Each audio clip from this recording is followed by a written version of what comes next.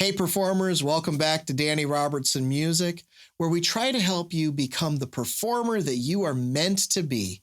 I'm Danny Robertson. Thank you for joining me. As always, it's a great day. It's the middle of January and it's freaking freezing outside. So I'm down in this basement trying to stay warm, but we're going to have fun with this anyways. Today we're going to talk about medleys, but not in the normal sense that I have normally talked about with medleys. Normally what we would try to do is something like we pick 2 or 3 or 4 songs and try to put them together and show you how to blend the songs together to make a medley. That's a lot of fun. It's a lot of fun to try it that way. But I wanted to show you something different about medleys that's very important to understand when you're playing live and why it is a very, very good thing to have medleys in your show. Today, we're going to look at the math behind medleys and see a pretty eye-opening thing about why a medley is a good thing to have in your show. So let's take a look at my computer. I want to show you a couple of things, okay? So I've created a quick spreadsheet that I want to show you why a medley could be so stinking important to your live show. It actually can help you play more music and get rid of some of the problem spots that you might be having in your show. And I'm talking about dead space. Let's look at a typical set list that might be on a typical wedding band or something like that. This is we're looking at one that's a generic one. It's a set of songs that we would typically see in a lot of wedding band set lists. Isn't She Lovely? Things like that. But more importantly, I want to show you that we've picked a set that is 18 songs long. And each one of these songs is a single song played almost in full, if not entirely full. And then it has a quick break between this song to the next song, to the next song, to the next song. And every time one of those breaks happens, let's do some quick math on this. I want to show you something. Let's add a column here. And let's say that for After Isn't She Lovely, we have a 2-minute break between that song and I Feel Good. And then the same thing for I Feel Good. Let's just say that every song that we take a break, there's a 2-minute figuring out the next song, maybe talking to the audience, maybe not. And we go through all of this and we have 2 minutes for each one, okay? And then at the end of the set, you have let's say a 15 or a 20-minute break. Let's say 20 minutes. So there's a 20-minute break between the songs. Now, if you add that up, see how quickly that can add up to a bunch of different extra pieces of time that could be potentially dead space. And if you do that through your entire show, you could end up with let's say for every hour of music. Let's do some math on that.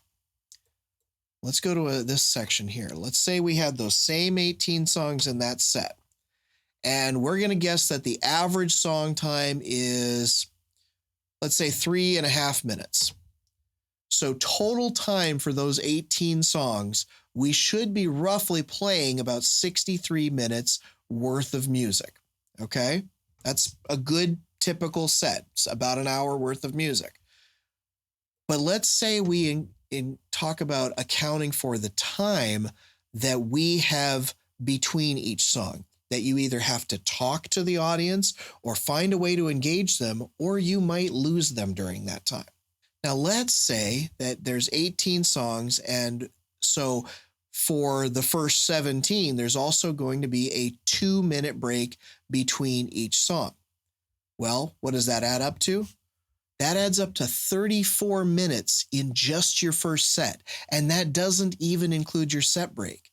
So for 63 minutes worth of music, you might be adding 34 minutes worth of dead space to your show. Now, by doing a medley, you might play 3, 4, 5, even 10 songs at a time without stopping. So what you can do with that is you eliminate all of these 2-minute time frames. You make sure that you have more music on the table than you do dead space on the table. So when we go back to that song list, let's say that for every instead of every song I have a break, let's say every 5 songs I have a break. So let's say we play until Cake by the Ocean, and it is one medley of songs, and we take a 2-minute break after that. Then we play the next 5 songs up till Kiss, and we have a 2-minute break after that. Then we play until I Want to Dance with Somebody, and we have a 2-minute break after that. What I'm trying to show you here is that by combining your music together and learning how to make medleys that go consistent with each other, you will eliminate the potential for dead space in your show. So instead of that 34 minutes worth of space, you have 6 minutes that you have to cover that is not music. Do you see where that's going? That is a quick and dirty way of explaining that by having medleys in your show, you are actually giving yourself less chances to lose your audience. By having a break between song after song, each one of those is an opportunity to have dead space. It's an opportunity to not do anything except for figure out the next song. And that is an opportunity for your audience to start yawning, getting bored, or getting uninvolved in your show. They might even leave because of those kinds of set breaks. So I strongly encourage you to start thinking about how you can combine your music together into longer, more consistent groups of songs as opposed to song to song to song. Having medleys will make your show smoother, and it'll keep your audience engaged. So that's it for this week. Try to get some medleys into your show. If you're curious about how to do that better, I do have a course called Medley Mania that you can take a look at. It actually walks you through the steps to find out how to blend songs together and make them into full medleys, okay? In the meantime, best of luck on your next performance, and I'll see you soon. Take care.